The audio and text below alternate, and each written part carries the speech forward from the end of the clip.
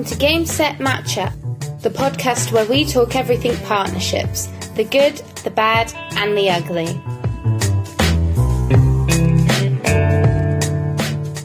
And hello everyone. So today we spoke to Adam Howarth from ACF Technologies. So like I said on this episode, he gives us a really great insight into his sort of previous job roles and how he's come to be ACF today. We also get to find out a little bit more about what's ACF Technologies offers, as a business, and how they're looking to improve the virtual queue management system, amongst other things. We also talk about his top tips on creating partnerships and how that's changed with the pandemic. Now that a lot of people are obviously hybrid working, and we just get his opinion on how those have had an impact. So this is a really great episode. So as always, just turn off your notifications for the next 20 minutes and enjoy the episode. Okay, welcome to Game Set Matchups. This is the podcast where we discuss all things partnerships. So I'm your host for today, Carl Busby, and today I'm joined by my co-host, Zara Mogul. Yep. Hi, everyone.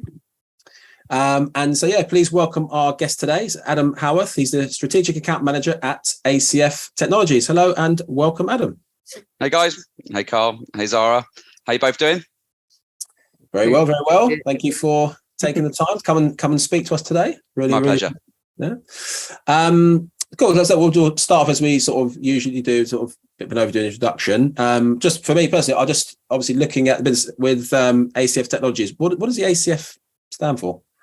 What does the ACF stand for? Yeah. Oh no. I think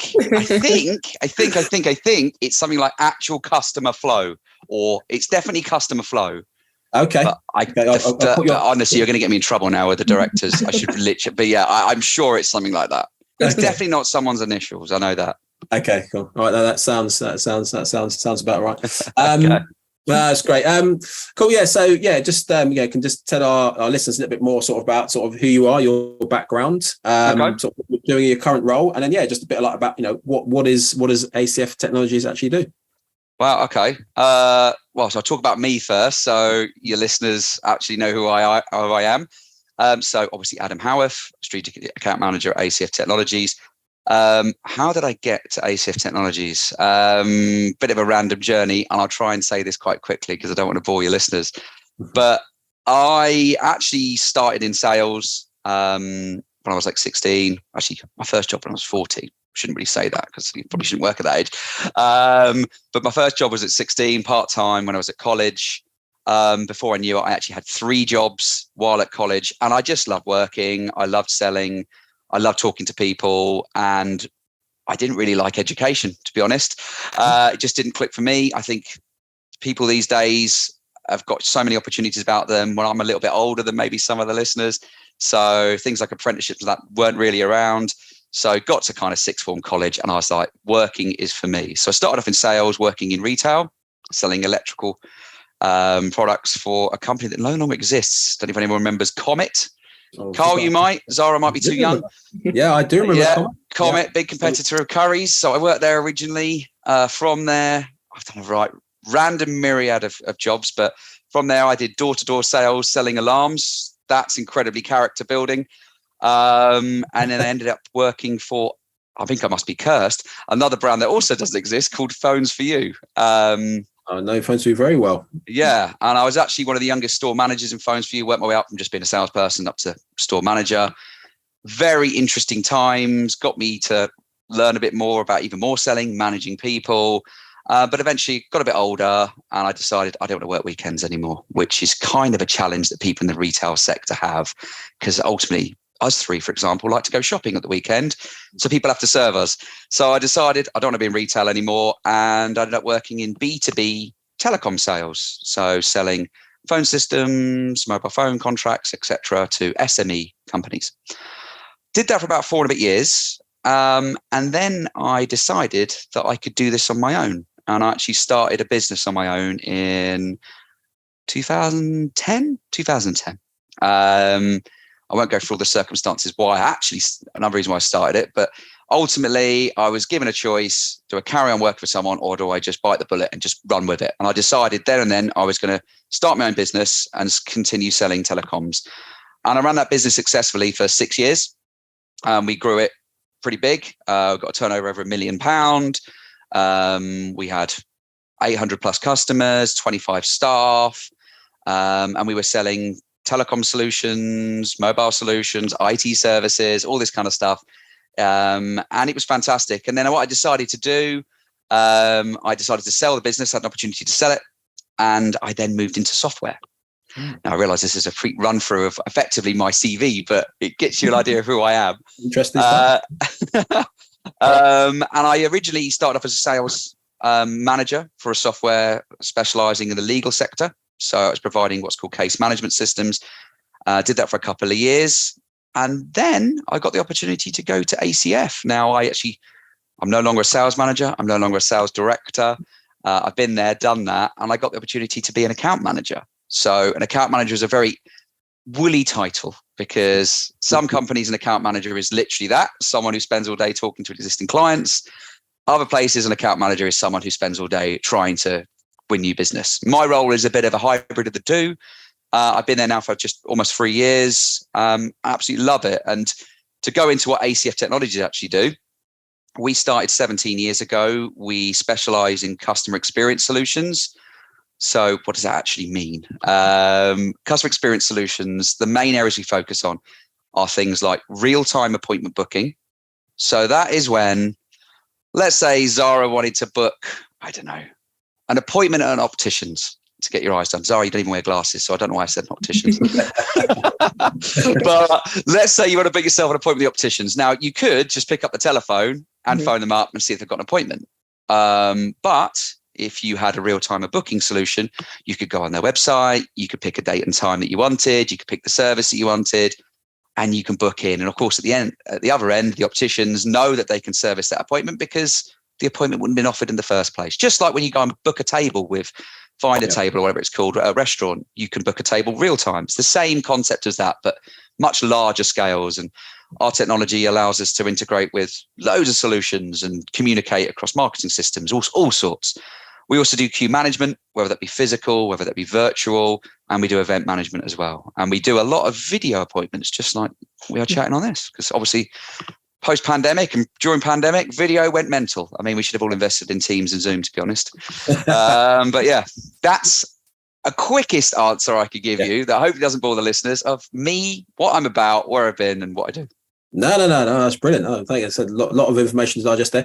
I'll just, you touched on, Comet and these phones for you. I used to work for the car phone warehouse. So, as well, you're a nemesis. Yeah, well, so yeah, I mean, I worked in head office. I wasn't in the sales side of things. However, very, very aware when I used to talk to stores.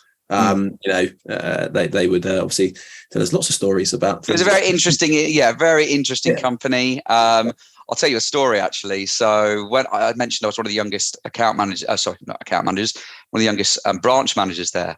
And every quarter we used to have sales meetings where all the branch managers would drive down to Bristol. It was for me because that was the area I was in. And I was one of the youngest. It was a bit scary. And you'd all be suited and booted then, because this is a long time, Zara. This is where people actually have to wear suits to work and ties. Now you wear a suit. You only wear a suit if you're an estate agent, pretty much. But anyway, we rocked up. There's probably, 100 people in there. And you've got the big bosses, Caldwell and everyone in there. And after about 10 minutes, they called out my name. And they were like, he was like, "Where is Adam Howarth?" And I was thinking, oh God, what have I done? "You are the one person in this room, Adam, who I'm most annoyed with." And I was like, oh, this is great. Yeah. He's like, "You missed your sales target by 1%. And I did. It was my first month managing that store. Threw something at me and was like, "That is totally unforgivable. You should have bought a phone contract yourself. You should be making your staff buy contracts. You should have hit." And I was like, wow, welcome to being a sales manager and welcome to this industry. And it was very much that kind of environment. Now, luckily, things have changed from what I understand. And it's very much now about customer focus and customer experience, not sell, not Wolf of Wall Street kind of style. But yeah, that's the kind of environment it was like. That is incredible. I can just imagine someone throwing something. It was a stapler, actually. It was actually a stapler. Could have sued him if it had not gone. Oh, I know. I was scared to death, to be honest. Yeah. So I want to really ask, since I know our listeners will be keen to hear, how have you seen ACF's approach change to creating partnerships in recent times? That what does a gold star partnership look like for ACF? Okay. So at ACF, we sell to enterprise, large corporate clients. And obviously our solutions are the end product. What the actual customer's using is very, very simple. But obviously what happens to get you there, there's a huge amount of planning. There's tenders involved. There's procurement departments, IT departments, customer experience departments, everything you can imagine. So our sales cycle is incredibly slow. It really is. It's the chances of someone phoning me up today and then saying next week they want something implemented is slim to none, really. That doesn't happen. And also, you don't really get organizations suddenly going out there and saying, we want a queue management system. It just doesn't really happen. It sometimes happens on public tenders and things, but it's quite rare. So generally in an industry that we deal with, partnerships are a big, big thing, because generally if an organization does go in or does identify a requirement, they might go to a strategic partner and they'd be like, right, this is what we want to do. And then that partner goes out and finds the different solutions. There might be a messaging system, there might be an appointment booking system, there might be a CRM system, all sorts. And that's where it's great for ACF, because having a true gold partner, as you put it, Zara, is someone that knows your solution well. They trust you as an organization, as a team, and they will then introduce you to opportunities that they have.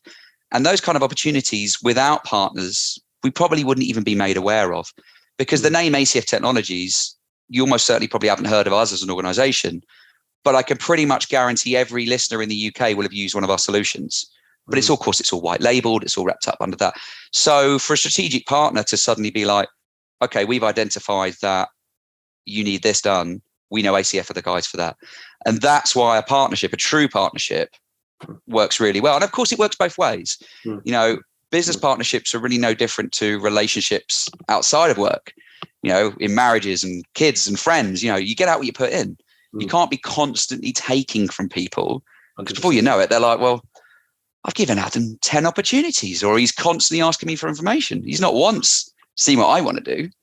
And that's a true goal partnership. It's making sure that both parties are happy. And that doesn't have to be financial. In fact, I would probably say most of the time it isn't financial.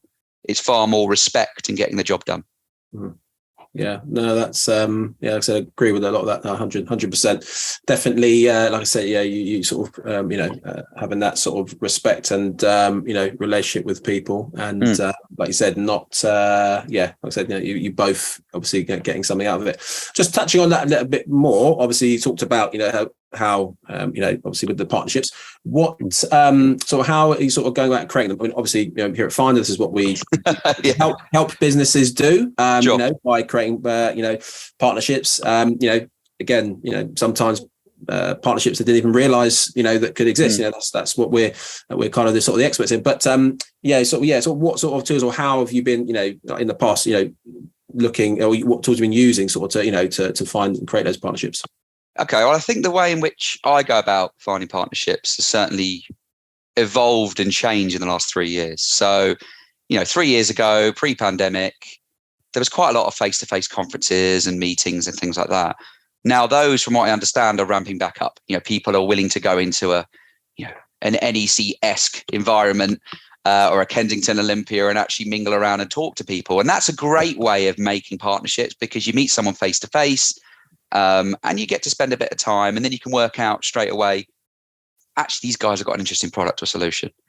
However, 2.5 years of that kind of thing really slowing down, you had to find new ways of making partnerships. Now, one of the most popular ways of making partnerships is within my industry, but certainly I'm going within business, is going to be something like LinkedIn.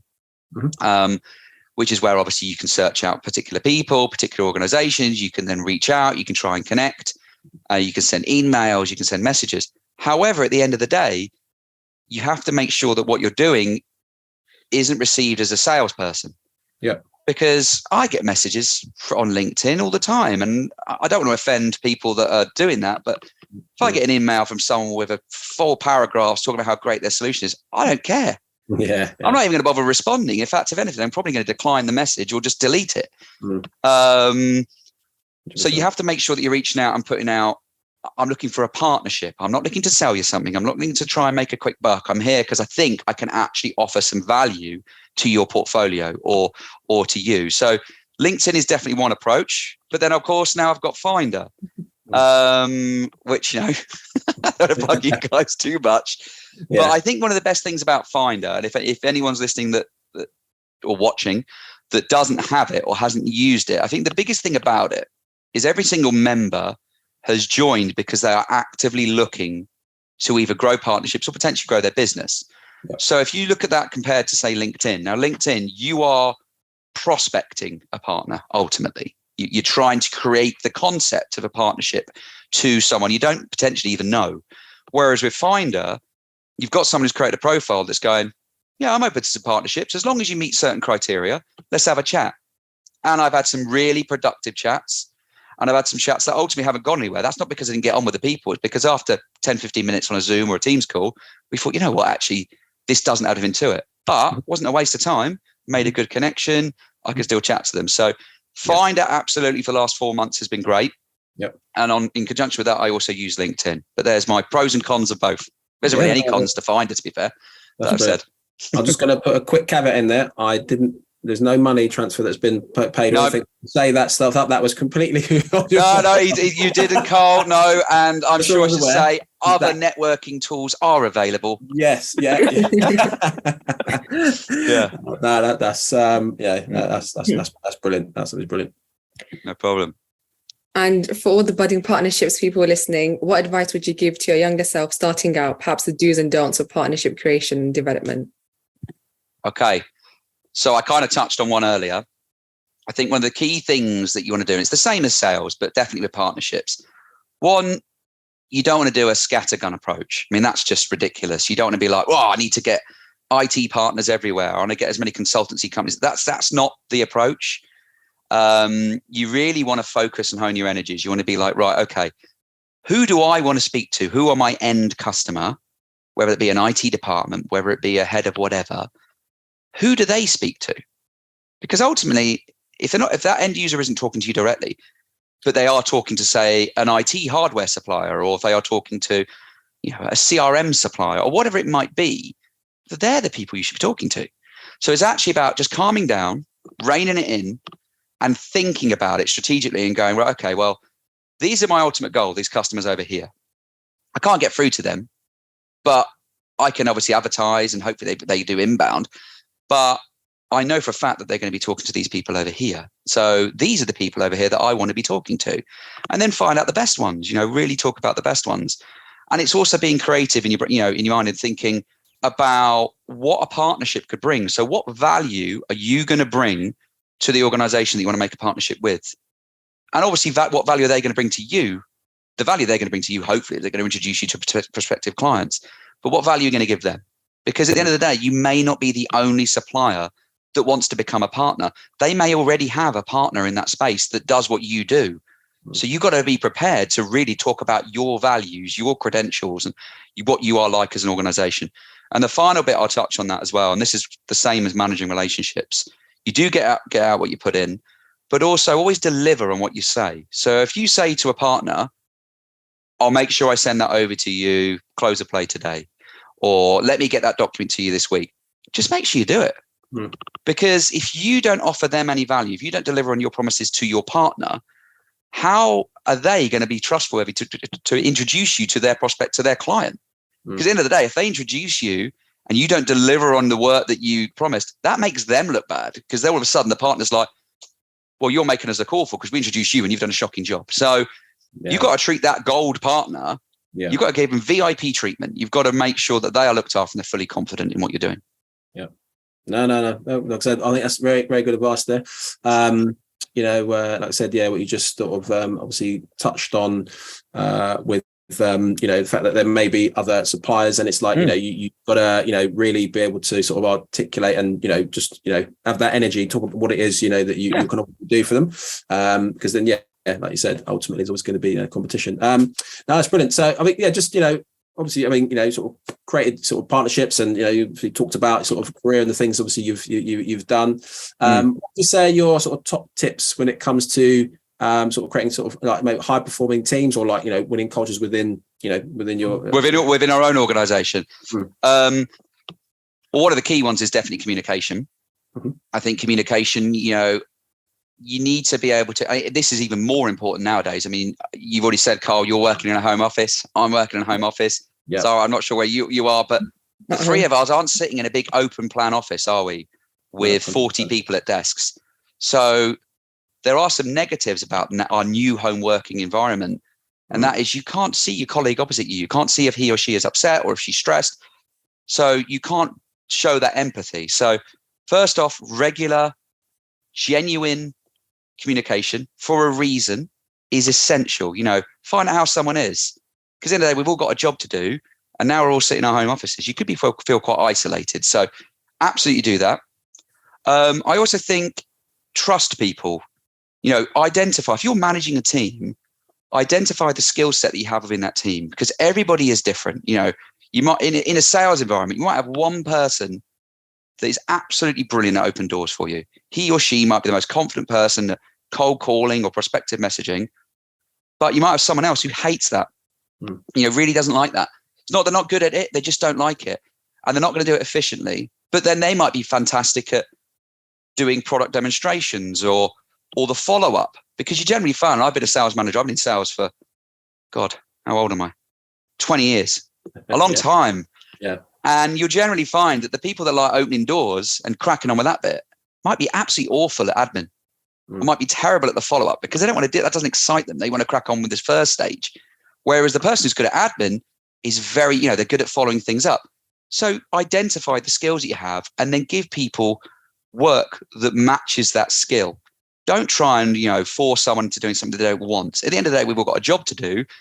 And you hope people go into a career that their skills match, but identify those skills within your team and then work accordingly. And I'm trying to think of anything else that, real top tips that I would give. Yeah, a personal one, take every day as a new day. Try and not think about something that happened yesterday, because ultimately that's the past.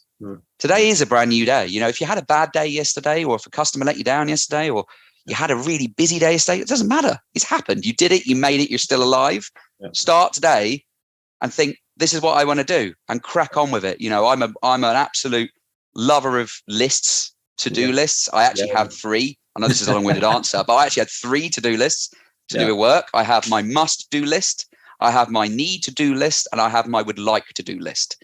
Okay, yeah. My must-do list, I have to do that day, and only essential things go on it. If my must-do list becomes empty, I then start working on my need-to-dos, or they move up to my must-do. And my would like to do, if I've got any downtime, I go straight to my like-to-do list, and I go, oh, yeah, I need to do that. It's a bit fun.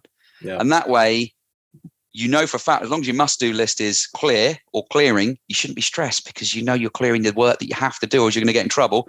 You've got your need to do, because that's stuff that, actually, I need to crack on with that, but it doesn't need to be done by close of play today. And then you like to do is the kind of fun stuff, the kind of techie, geeky stuff, and those conversations. But they're my kind of top tips. Yeah. No, I think that's brilliant advice. I think that's one of the things you touched on there. Totally agree with, in terms of, like I said, how times have changed. Obviously, so we are both working obviously from home. Similar to yourself, I've come from might not look quite as old, but I've worked in a business, the same thing, almost, sort of like close to 20 years, where, was being in an office, 9 to 6, you were basically chained to the big, massive PC under your desk. And, you didn't have a laptop. You could just, now just get up, you go walk, you could go in the kitchen, make yourself a cup of tea. You could be on a team, whatever. Yeah. And I am not saying this time is bad. I actually think the benefits that this gives you are huge. The only other thing I would do, and it kind of just jumps on that trust element, is I definitely think micromanagement is not the way to go. Make sure if I was Zara's line manager and I trusted Zara to get on with a task, and she's working from home, I trust her to do it. At the end of the day, I don't need to be chasing her up every half an hour, seeing how she's getting on. Because then I've employed her, I've given her the task, empower her to get on with her job. So that's it. Just empower your people, and it makes people so much better. In your working environment, you've got to look after your staff. And ultimately, then they'll look after your customers. If your staff aren't happy, you're going to have a grumpy customers. You've got happy staff, it just goes into your customers. They pick it up. Yeah, no, couldn't agree more. I'm sure Zara will be saying to me, as an manager, listen to what Adam said. Yeah, leave me alone. I know what I'm doing.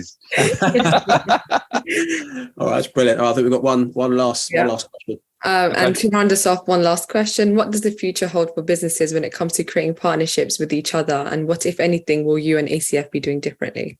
Okay, I think it all depends on the size of your organisation, obviously. But I do strongly believe that partnerships are essential. I think partnerships are probably more essential now than they've ever been. Kind of picking off what Zara, Carl and I were just talking about, the fact our working environments have changed. The fact that we don't have as many opportunities as we used to meet prospective clients face to face. Just doesn't happen. We've all become hermits a little bit, and we're stuck in our little home offices on our computers. So I think if you're not looking at partnerships, you absolutely should do.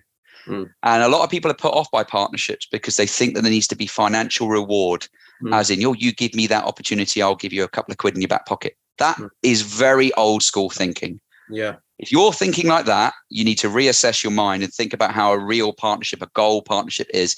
And that is where both parties are actually three parties in this example: the customer, the partner, and the partner all can win. Because the customer gets fantastic service, they get a product and solution that they're happy with. The partner that does one element of it, they're selling their solution, and you're the other partner selling your solution. So there's no reason why everybody can't be happy in this. So I think partnerships are essential. And if you're not looking at it, you should be looking at it. Yep, absolutely brilliant.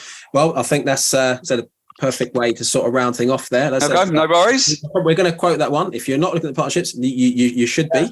Yeah, no problem.